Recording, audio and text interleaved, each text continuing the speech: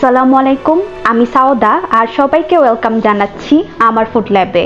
আজকে খুব ইজি একটি রেসিপি আপনাদের বানিয়ে দেখাবো। আজ বানিয়ে দেখাবো চাইনিজ রেস্টুরেন্ট স্টাইলে chicken chowmein. So let's go to my kitchen. Chowmein বানাতে প্রথমেই লাগছে মুরগির মাংস।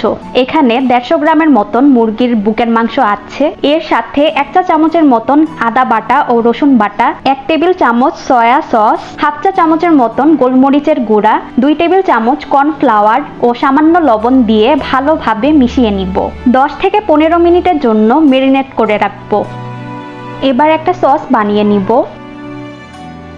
2 টেবিল চামচ টমেটো সস, 1 টেবিল চামচ চিলি সস, 1 টেবিল চামচ ওয়েস্টার সস, 1 টেবিল চামচ সয়া সস, 1 টেবিল চামচ ফিশ সস, 1 টেবিল চামচ ভিনেগার, 1/2 চা চামচ গোলমরিচের গুঁড়া এবং 1/2 চা চামচ চিনি অ্যাড করে ভালোভাবে মিশিয়ে নিব।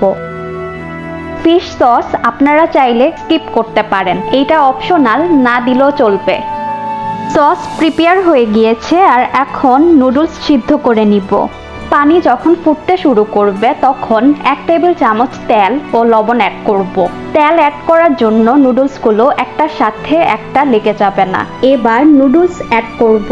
আমি স্প্যাগেটি নুডলস ইউজ করছি, আপনারা আপনাদের পছন্দ অনুযায়ী যে কোনো নুডলস ইউজ করতে পারেন। এখানে 200 গ্রামের মতন নুডলস আছে। সাধারণত নুডলসের প্যাকেটের গায়ে ইনস্ট্রাকশন লেখা থাকে কত মিনিট বয়েল করতে হবে, সে ইনস্ট্রাকশন অনুযায়ী নুডলস সিদ্ধ করে নেবেন।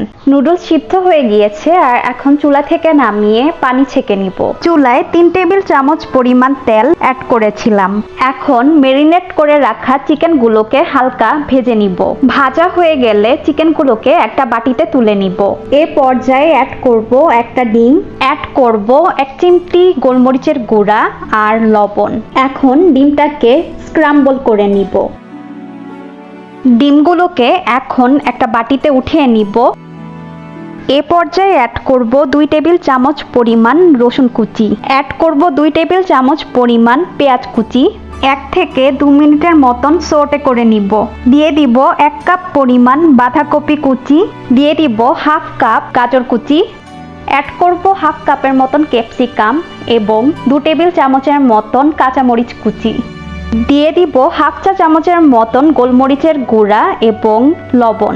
চুলার আঁচ হাই হিটে রেখে 2 থেকে 3 মিনিটের মতন সটে করে নিব। খেয়াল রাখবেন সবজিগুলো যাতে ওভারকুকড না হয়ে যায়। এখন ভেজে রাখা চিকেন এবং ডিম অ্যাড করব। যে সসটা আমরা প্রিপেয়ার করে রেখেছিলাম তা অ্যাড করব। এখন অ্যাড করব সিদ্ধ করে রাখা নুডলস। সব কিছু ভালোভাবে নেড়ে চেড়ে রান্না করে নিব। এ পর্যায়ে যদি মনে করেন লবণ এবং গোলমরিচের প্রয়োজন রয়েছে তবে তা অ্যাডজাস্ট করে নেবেন। রান্না হয়ে গিয়েছে আর এখন চুলা থেকে নামিয়ে সার্ভ করব। তৈরি হয়ে গেল চাইনিজ রেস্টুরেন্ট স্টাইলে চিকেন চাউমিন।